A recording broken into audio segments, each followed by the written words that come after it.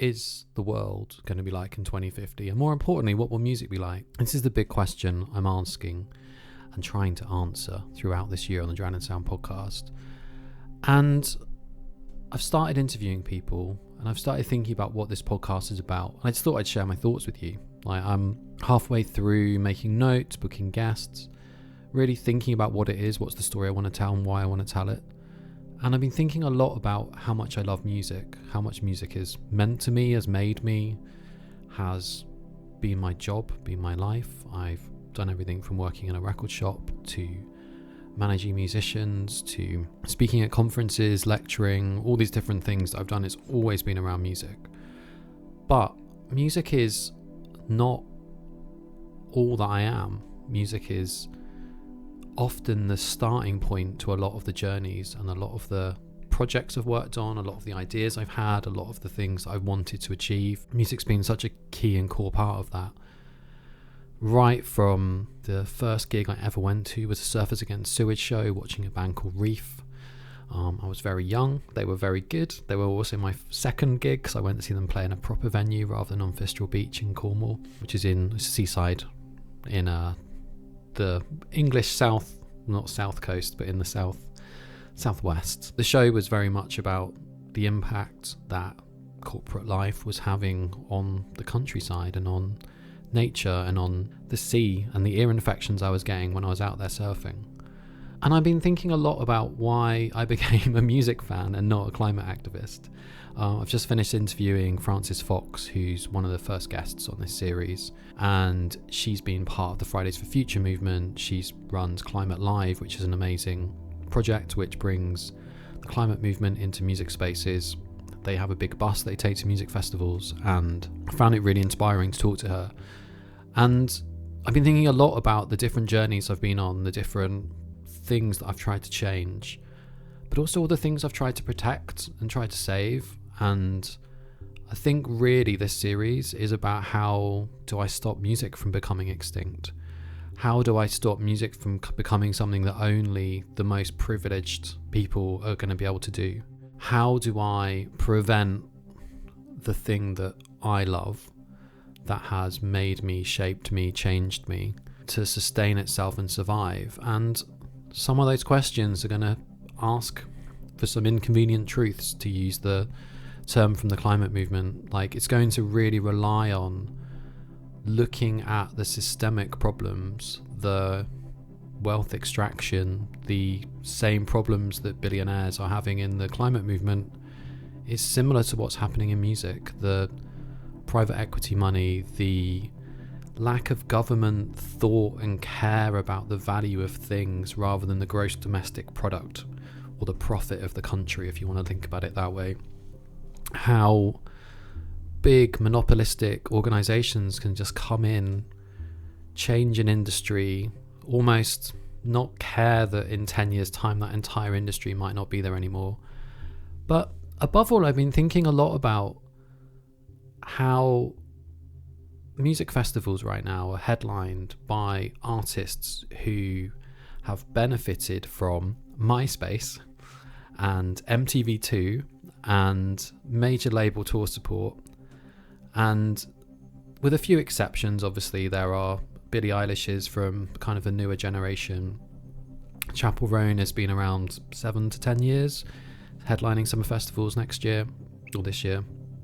And really thinking about whereabouts are the artists that, I mean, I can count like 20 or 30 acts where MySpace was a really key part of their story, from the Arctic Monkeys to Florence and the Machine. I think I even first heard Charlie XCX on MySpace. And how YouTube, I know artists have got big on YouTube, but I don't know whether YouTube could be seen as the reason that they were successful. Similarly with Spotify, I can't think of an equivalent to Slow Horses on Apple or The Killing on the BBC or any number of Stranger Things Netflix originals where it's very obvious that those platforms broke those TV shows that funded movies. They have initiatives like Mubi, and the movie Substance, which is up for a lot of awards this year, has been a collaborative project. Film 4 has made some incredible films. Thinking of like Morven Caller with that extraordinary soundtrack, which is where I think I first heard Boards of Canada. And I think about all these institutions in TV and film, because when I'm not listening to music, I'm often watching films, documentaries, spending weekends binge watching things like Hacks. And I've been thinking a lot about why music doesn't have those stories. Like 4AD had an amazing era of putting records out, and the Cocteau Twins and This Mortal Coil, and that really felt like it defined a moment. And there was a record company really putting its art and design and all of its expertise into generating and breaking a scene. Similarly, when I first got into music, it was labels like Epitaph who were just putting out these incredible skate punk records. Or in more recent times, a label like Sacred Bones, like just consistently everything on that label is monochrome and devilishly dark a lot of the time. Artists like Marissa Nadler and Hilary Woods. And I've just been thinking a lot about, there's a lot of money being made in music. There's a lot of people making record profits. I keep seeing the data of how much money is being produced. We're in boom times apparently. And yet I speak to venue owners, grassroots venues, and they're struggling. I speak to artists and they're worried about their ticket sales, or worried about whether they're going to break even, not even whether they're going to make a profit on their upcoming 3-week tour where they're probably going to barely sleep and come straight off of it and go back to their day jobs.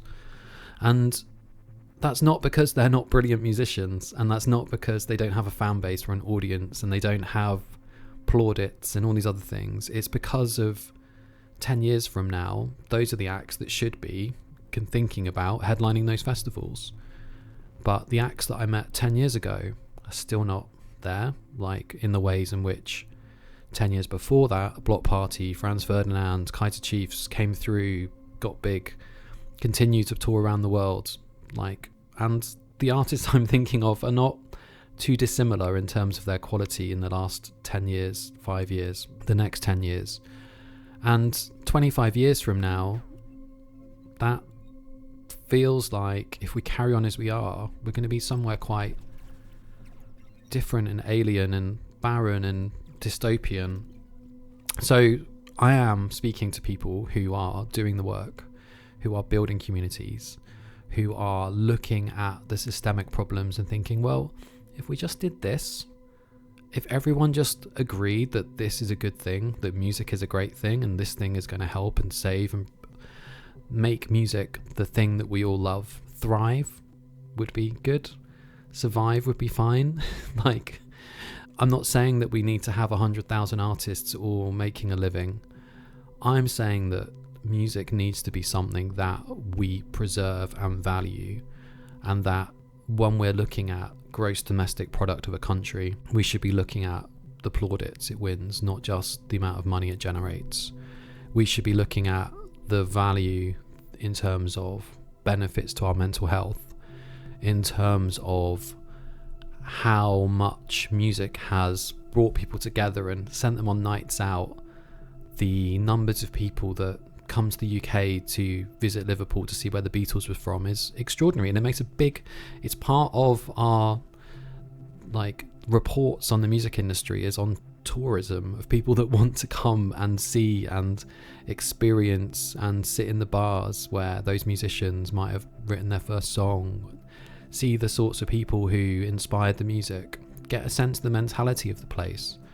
And I think that I love music. I'm not trying to repeat the scene in Almost Famous where he stood on the roof thinking about jumping, and I dig music is what he shouts, isn't it? Or I'm a golden god. But there's something in almost that embarrassment of saying that you're a music fan. I don't even really want to say his name, but Tristan Tate wrote one of the worst tweets I've ever seen, talking about how embarrassed people should be of being a music fan. It's like, at a time when music is haram in some countries and you can't listen to music, at a time where music is one of the few ways that people can communicate and rebel in some countries, the ways in which music has mattered to all of us.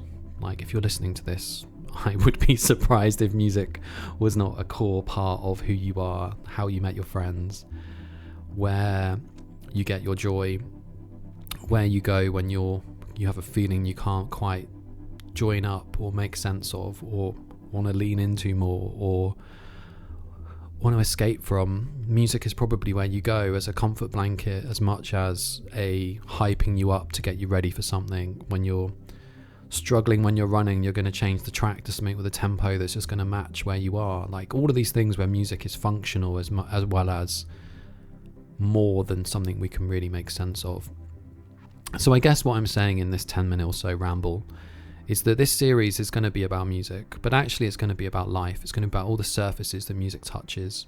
It's going to be about all the places that touch music that are not necessarily where you would want your values-led, purpose-driven, artistic statement of intent to be owned, to be devoured, to try and battle through, to try and connect even to your existing audiences.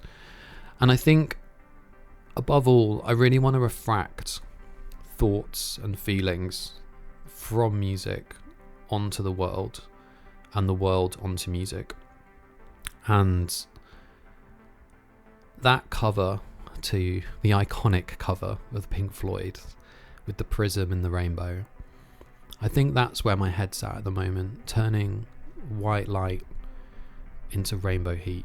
I know that's a cheesy thing to say. Many of the things I've said today are cheesy. But that's where my head's at. And I hope that as I start to interview people, you start to see some patterns emerging. The whole point of this year is to try and find those patterns, to try and work out where we should be focusing our time and energy, where I should be focusing my time and energy, what Drowning Sound as an established media brand should be doing with its place in the world. Because I really think that music needs people that care about it. It needs all of us to value it. Musicians need people around them to build the infrastructure that allows them to do their jobs, that they're not asking to get rich. Most musicians, they're asking to survive and to persevere and to have sustainable careers, not to necessarily have hugely successful careers, although that would be nice, and I'm sure most of them would not shy away from success if their ambitions meant that was what they wanted. But for other people, it's the chance to hear music in nice places and feel safe. It's about music's power and potential to change things and to change us, to change a minute in a day, to change someone's life. Like, all of these things music is important for, and it matters. So yeah, let's save music. Ugh. Horrible to even think of a time where music doesn't exist, or that the only type of music that exists is made by robots, non-consensually trained on the data, i.e. the music of other artists. And all those people that run the institutions that we go to, the community spaces that we meet, evolve as people in, like, they all need to be protected. The ways in which we listen, the tools with which musicians make music, all these things are important. But above all, the pattern I'm already seeing from other people I'm talking to is the importance of community, the importance of people, and very little about the importance of profits. So this is the Drowning Sound podcast. I'm Sean Adams, and welcome to season 3.